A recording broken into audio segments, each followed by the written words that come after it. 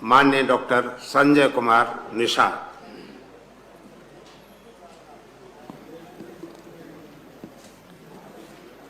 माननीय अधिष्ठाता महोदय,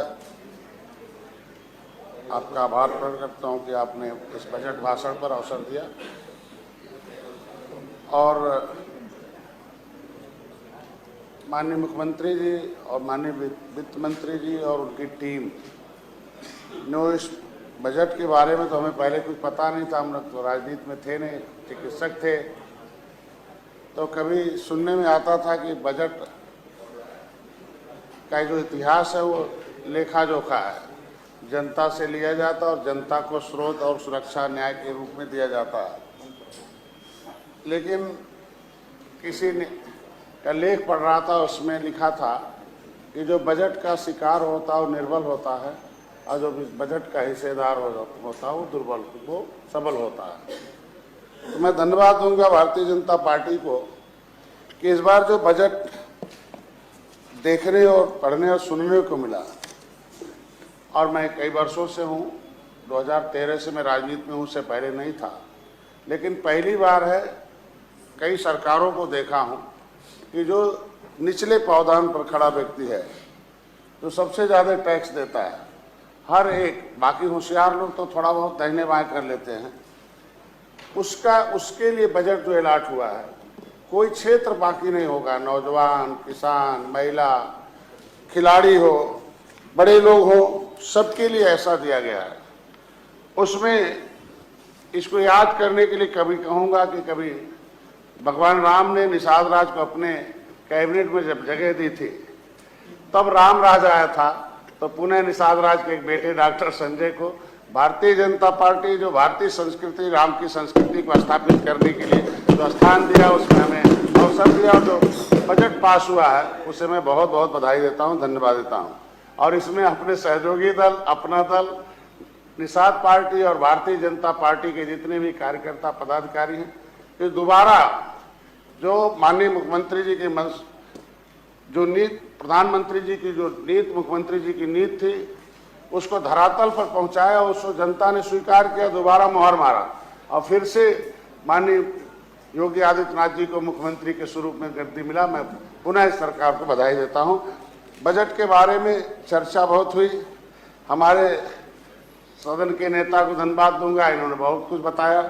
प्रतिपक्ष के नेता को भी मैं धन्यवाद दूंगा कि उन्होंने कुछ ध्यान आकृष्ट किया था कि उस दिन में कि डॉक्टर संजय इधर से उधर गए तो उन्हें क्या मिला।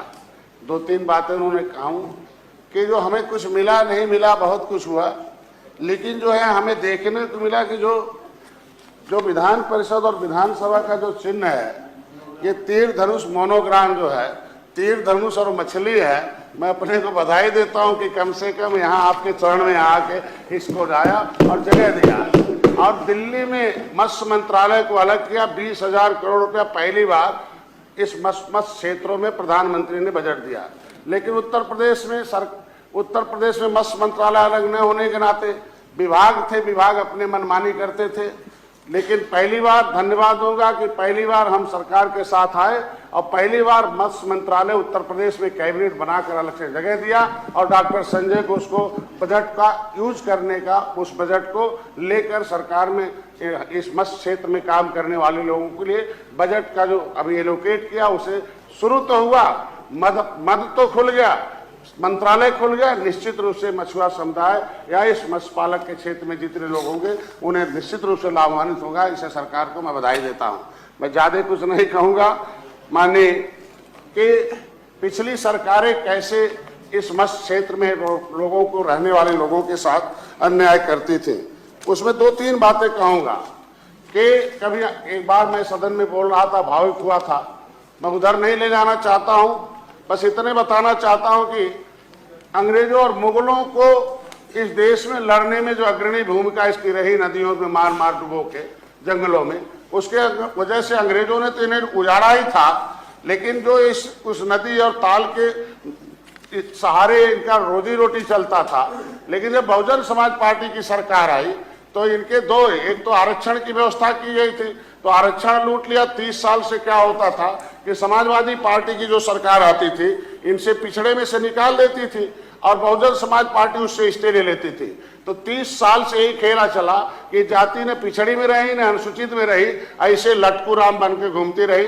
मैं तो चाहूंगा कि सदन जो उस पर विचार करे कि कम से कम ऐसी जातियों को जो 31 दिसंबर 2016 को जो राज्यपाल महोदय ने नोटिफिकेशन करके पिछड़ी जातियों से निकाल दिया है और अनुसूचित जाति का प्रमाण पत्र नहीं मिल रहा है, आरजीआई ने 18 जनवरी 2022 को एक्सेप्ट कर लिया कि ये जातियां जो है मझवार के नाम से अनुसूचित जाति के हकदार हैं। यहाँ हमारे वहाँ पर्यायवाची जाति के रूप में केवट मल्लाह की गिनती हुई थी, 1961 में इनकी गिनती होनी चाहिए। मैं ज्यादा नहीं कहूंगा। बहुजन समाज पार्टी की सरकार आई तो कैसे बजट की बात छोड़ दिए, रोजी रोटी पर वर्ग 3 की जमीन, वर्ग 4, वर्ग 5 की जमीन जो नदियों में जो था आसामी दर थे उसे छीन कर राज्य सरकार को दे दिया। तो मैं तो सदन से ही कहूंगा कि अब इस पर भी विचार होना चाहिए, उनकी रोजी रोटी वापस हो जाए। और किस तरीके से होता सदन को गुमराह किया जाता है कि कैसे क्या किया क्या नहीं किया। मैं तो यही कहूंगा कि भाई ने, प्रतिपक्ष ने हमारे ऊपर एक आरोप लगाया था कि परिवारवाद का, माननीय उप मुख्यमंत्री जी ने परिवारवाद पर कोई भाषण दिया तो उस पर परिवारवाद का सबसे बड़ा उदाहरण मेरे ऊपर आया। मेरे महोदय, मैं ध्यान आकृष्ट करना चाहता हूं कि मेरे समुदाय के लोग, चाहे महेंद्र सिंह राजपूत हो, धनीराम वर्मा हो, रघुवर दयाल वर्मा हो, मनोहर लाल, जयपाल कश्यप, झोरी बिंद हो, जमुना निषाद हो, चाहे फूलन देवी हो, ऐसे नेता जो भी इसका नेतृत्व करने आया उसे जिंदा नहीं छोड़ा। मैं भी नेतृत्व कर रहा था।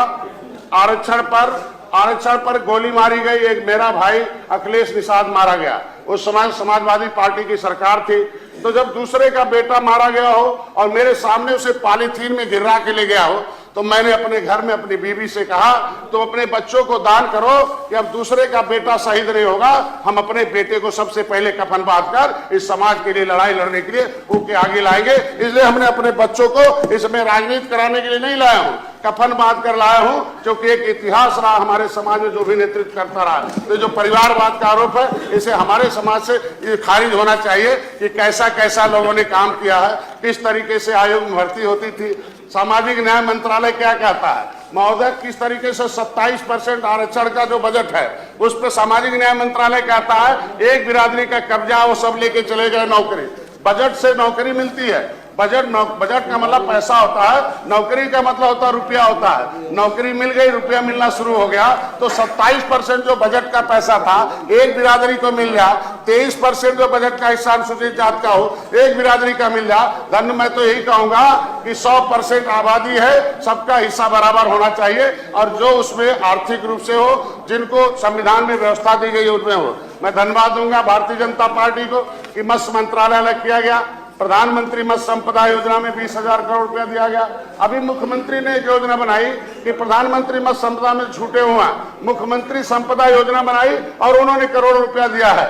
अभी उन्होंने निषाद राज बोर्ड योजना बनाई, उसमें भी उन्होंने करोड़ों रुपया दिया है। मैं तो यही कहूंगा आज के दिन में लगभग हमारे इस मत्स्य क्षेत्र में 26,000 करोड़ रुपए के आसपास के सारे जितने भी उसके खर्चे के बजट है, अगर इस समुदाय के लिए पहली बार है बजट में जगह दिया है, मैं बधाई देता हूं और धन्यवाद दूंगा भारतीय जनता पार्टी को कि आज के दिन में हमारे समुदाय के नाम एकलव्य नाम है। एक मतलब लब मतलब होता अंगूठा, एक अंगूठा दान में चला गया, एक बचा हुआ उसका नाम है एकलव्य। उनका पुराना नाम था अभ्युदय। अभ्युदय जो है खिलाड़ियों के लिए उन्होंने एक ऐसा व्यवस्था की है कि जो खेल क्षेत्र में है कि मुख्यमंत्री अभ्युदय जो है योजना के मिशन के नाम से खिलाड़ियों को दिया जाएगा। मेरे समाज में लोधी राजपूत भी निषाद का एक वर्ग है। मैं बाबू जी कल्याण सिंह का जो आपका कार्यकाल होगा, उनका एक ऐतिहासिक निर्णय रहा शिक्षा के क्षेत्र में, उनके नाम से योजना चलाई गई। आज के दिन में निषाद राज महाराजा गुराज महाराज जो त्रेता युग में कभी भगवान राम को पार उतारे थे और उन्होंने अपनी सेना देकर रावण राज खत्म किया था। और उस समय वह जगह श्रृंगेरपुर धाम है, 37 बरस पहले उसकी खुदाई की गई। बस हो गया, खत्म हो गया मानव, 1 मिनट। उसकी खुदाई की गई थी, जो इतिहास मिटा दिया गया था। मैं धन्यवाद दूंगा माननीय मुख्यमंत्री जी को, प्रधानमंत्री को कि निषाद राज के उस किले को पर्यटक स्थल घोषित किया है और दुनिया भारतीय इस संस्कृति को पूरी दुनिया में उसे पटल पिलाने का काम किया है। धन्यवाद। मैं ज्यादा नहीं कहूंगा, मेरा समय अब ज्यादा नहीं लूंगा, बस इतने कहूंगा कि हमारे इस जो है शुरुआत हो गई है इस मछुआरे की बात ही छोड़ दीजिए, ब्लू रेजुलेशन में पैसा आया। आज के दिन में जो है श्वेत क्रांति में आई, ऐसा नहीं है कि श्वेत क्रांति आई तो जो लोग है पशुपालन के क्षेत्र में थे उसका फायदा नहीं लिया।